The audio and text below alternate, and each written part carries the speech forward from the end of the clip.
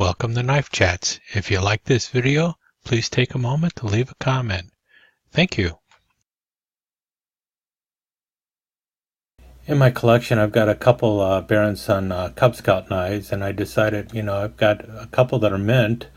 Why not take one of them out there and use it and see how well it works? I know they're going to be kind of rare because Bear & Son only made them for a very short time, and I also know that there's some historic significance to them because they were also some of the last official Cub Scout knives that were made in the United States.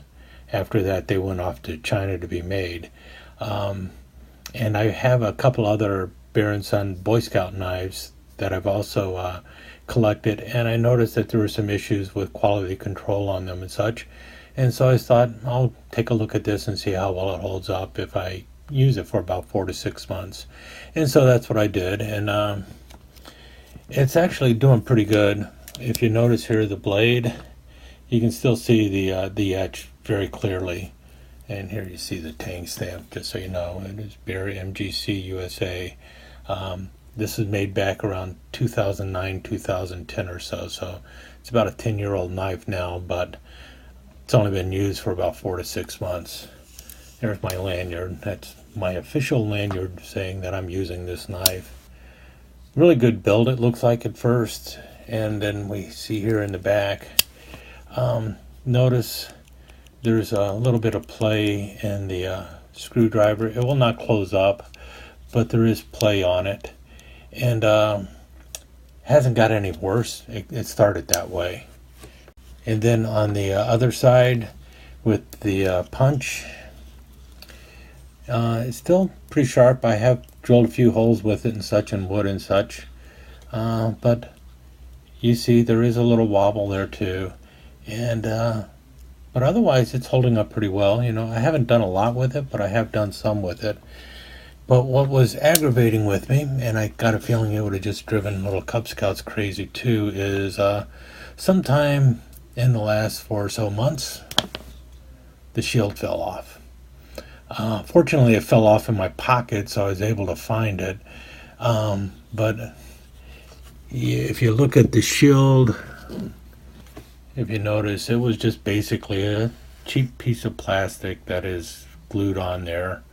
I don't know if they've always been cheap pieces of plastic or not, but it definitely just gold tone plastic, and it fell off the knife because it just wasn't glued on very well.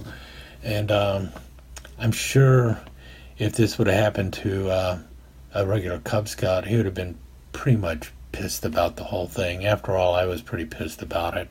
Fortunately, I found it so I can crazy glue it back on, but talk about annoying. And I think that might be one of the reasons why Bear & Son stopped making them, because and it's not a slight on Bear & Son so much. It's just that in order to make these knives in the United States, they had to cut corners, and I'm sure Camillus was already cutting corners at the end there too. I mean, otherwise it's a pretty solid built knife, but it wasn't able to compete with blue bone handles and such. In any case, I'm going to glue the shield back on, but I'm going to retire this knife and go to an older Camillus utility knife. I've got a couple of these also, so it's not like I'm going to run out of anything. And I'm going to carry this one for 4 to 6 months. As you can see, it's been used before, so it isn't brand spanking new, but the blade edge is looking pretty good. This is one of the last ones made. You can tell from the blade edge, the way it's the straight Cub Scouts there. And then you see the logo here, which is already starting to wear off. And what I'm going to do is I'm going to pocket carry this for 4 to 6 months and see how well this logo holds up, if it wears off anymore or anything like that. And I'm also just going to use a knife and see how well it holds up too. And you can see here, there's a little bit of wobble in there already. This doesn't come over nearly as much as it should, so I've got to push it over a bit. But when it's in place, it holds up pretty well. So we'll see if that loosens up a little bit or not. Okay, and then we have on the other side here, We already have a little bit of play there on that, but it's in place really well. So I like the shape of that. It's much more pointy and much more sharp than what you have on the Baron Sun. Let's look at the Baron Sun compared to that. I think you can see which one's going to be able to poke through wood a whole lot better. This one looks a whole lot better. We'll see how that works out. Any case, in 4 to 6 months, I'll come back and tell you how well the Camillus compared to the Baron Sun.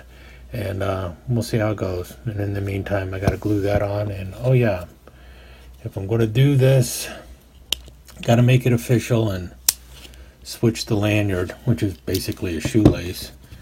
And so this is going to now be my new official Cub Scout pocket carry for the next 4 to 6 months. So the goal now is to carry the Camillus utility knife for about 4 to 6 months, and then compare how well it did to the Bear MGC camp knife that I carried for 4 to 6 months.